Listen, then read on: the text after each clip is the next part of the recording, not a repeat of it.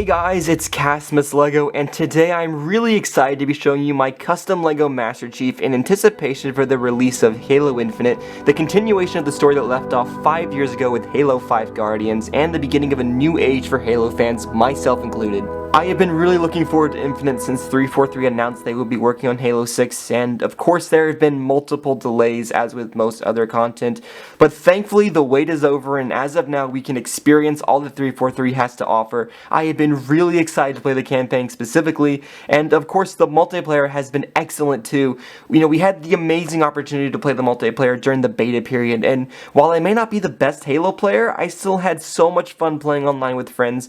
I can already tell that the multiplayer is for sure going to be a highlight for fans old and new alike. I've also been given the unique opportunity to make a new Master Chief minifigure, and this time I've used the super awesome cast by Minifigure on Instagram, and I had a blast being able to paint this guy up. It does appear to be based on the second generation Mjolnir Mark 6, but with some modifications, I think I've managed to make a really sweet minifigure here, and this is just going to be a solo showcase. I know it's very sad, this is Halo 6 and I'm only coming at you with one minifigure, but there was just not a lot of time in between projects. I really wanted to make the pilot at least, and maybe some other Spartan. I was specifically thinking about the Generation 3 Scorpion punch coating. You know, that's the design that's featured on the marketing of the multiplayer, but at the time there were just no good casts to use, but thankfully Nate Minifigs has stepped up yet again and produced an absolutely stunning Spartan armor set, and I'll more than likely be picking one up for myself to add to my own collection. Maybe I'll even design it on my own multiplayer Spartan when the time comes, but who knows. Either way, I don't want to waste any more of your time or keep you from playing the game for yourself,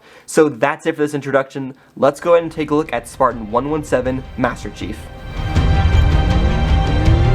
Alright, here's Sierra 117 Master Chief using Minifigure's amazing armor mold. I'm really proud of this minifigure. You're going to have to forgive me, this might be a long segment because there's a lot I want to talk about, and there's a lot of specific terminology that I may screw up on, so if I just say random stuff, don't hate me. I'm going to do my best to get through this as clean as I can. Okay, so starting off, Minifigure's mold looks to be based on the Mark 6 Generation 2 from Halo 2 and 3, but I've done a lot of painting modifications to make it resemble the Mark 6 from Halo Infinite. I think that's the Generation 3, so it was definitely an intricate, tricky process, and the most difficult part of this minifigure was actually trying to get that color, because I didn't really have the correct green color on hand by Apple Barrel. I have Ivy, green English Ivy or something like that, and then I maybe have like a lime, but that's not really the Master Chief color that I wanted to make for him, and so I had to create a custom color, and well, making custom colors has its own challenges, specifically keeping it moist and keeping it well enough to be painted, because it dries up. That's what paint does, and so this was a challenging process to keep it a fresh color to use, and I've actually had to replicate the color a few times just to finish the minifigure. I believe that the chest armor and the helmet are all kind of made with the same color, and then I've kind of sprinkled the gauntlets and the leg detail with some different highlights of the same thing, but it's basically the same color. You can't even tell that it is a different color, so I think it came out really nice there. Just so I won't get sidetracked, I'm going to go ahead and show the assault rifle first. This is a mold that also comes with the armor set when you buy it from Minifigure. I'll put a link in the description to Minifigure, of course, if you want to use it. But yeah, this is a really nice weapon, the assault rifle itself. I did make it resemble the Halo Infinite as best as I can. As you notice, there is a bit of gray down here, and that's simply because it comes this way, it molds this way, so there's no way I'm going to be able to paint that. And so what I did is I just weaved around where the arm socket would go, and I actually make it so that it's not going to clip off. So if I move the arm up, it's not going to come out there. You can see the paint's not going to scratch, and that's actually really nice that it managed to work that way. But yeah, it's painted in a base of black with highlights of gunmetal and some I believe that's multi-surface coloring. I usually don't use that because I'm just not a fan of the gloss, but I think it works out well here. There's a hair on the back for some reason, but there's also silver painting up here as well as that gold stripe, which is really iconic. And if you go here, there's actually some detail for the scope there, or whatever you call it, but I couldn't make it paint 36 as much as I wanted to. I definitely tried it, but it was just a super intricate process, and so I just left it as 2 dots, and I think it came out fine. However, I did outline the edge of it with a blue, which I think really pops. But yeah, the rest of the figure is very challenging, as you might imagine. I started out with a very base color of black for the entirety of it, and then once that was applied, I just weaved around as much as I could to make the detail look as clean as I possibly could.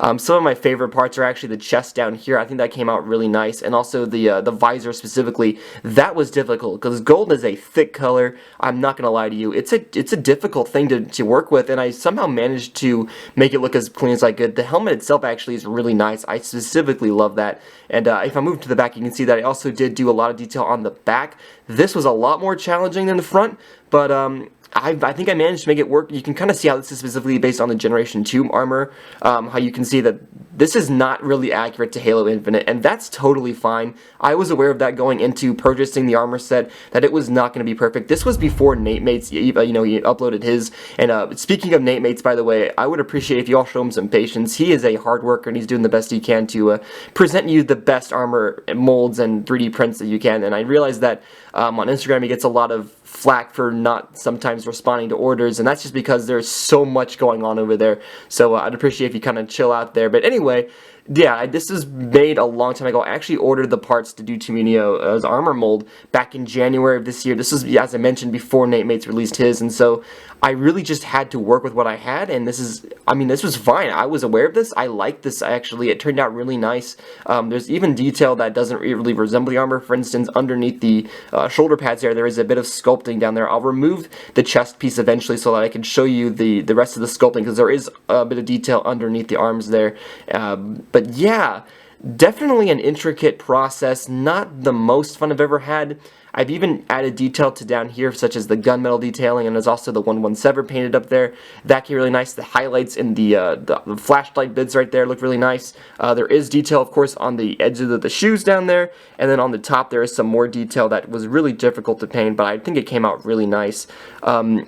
Really awesome minifigure. I'm going to go ahead and show you the helmet. There is no John head underneath. It is essentially just a black head. I don't think I'm ever really going to go ahead and make one, but because obviously we don't know what his likeness is, so that's kind of a difficult thing to imagine, but I think it came out really fine regardless. I'm going to go ahead and remove the head. You got to forgive me. I don't want to get this figure to be any more dirty as it actually is. Come on, come off there, buddy.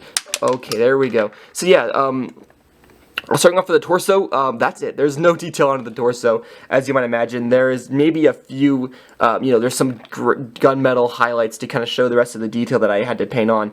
But moving into the back, I mean, it's just black. There's no detail back there. It wasn't necessary, but removing this will also give me a chance to show you the arms, because there is detail here that is not as visible when you have the chest piece on. Specifically, these sculpted bits are kind of just to fill in the gaps. If you look on reference, there is a lot more shoulder detail that is just not as accessible when you have an armor piece like this, and so I just kind of had to compromise by sculpting on the rest of it down there and painted it with my own details. I think that came out really nice. I'm going to go ahead and see if I can give you a better look at that. That came out really well, especially the painting on it was really, really great. And then what else was I going to mention? Oh yeah, the back pieces down here. These were difficult to make. These little rings, if you can kind of see, there's some these things here. Those were difficult to paint, but that was just one layer at a time. Very tedious, but definitely I got it done. I'm gonna go ahead and put this back together. That is quite literally the opposite saying, and the helmet fell way down here. So let me go ahead and pick that up. Okay, the helmet's clean. I keep saying helmet, don't drop that again. The head, my bad, I am all over the place. I actually had a quite an interesting story to tell about filming this video that has left me a little stressed out, so I will be sure to tell you that. But yeah, I mean, that's it for the Master Chief. I'm so happy I got to make this minifigure. I am a little disappointed that it's just a single showcase, as I wanted to do a lot more minifigures. The pilot, for instance, and then also the Mark 7 armor I really wanted to make, but that maybe will come at another time. I've been really difficult.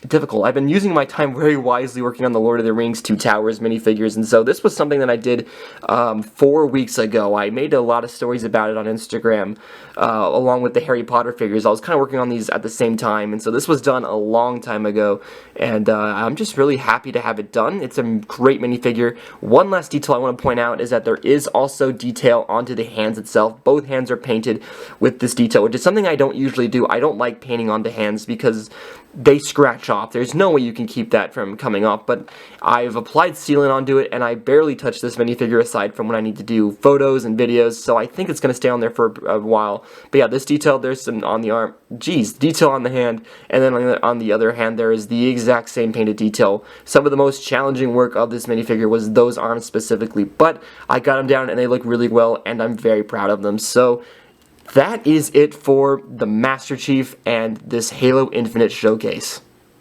Alright, that's going to be it for this video, everybody. Thank you so much for watching. If you enjoyed this video or have any thoughts or critiques, or maybe you're excited to experience Halo Infinite like me, be sure to let me know by dropping a like and writing a comment. I accept all forms of criticism, and if you'd like, you can head over to my social media pages where I post updates and announcements about what I'm doing next, as well as high quality edits of minifigures. If you like this Master Chief, I have some other really cool Halo edits over there that you'll probably enjoy. Links are down below.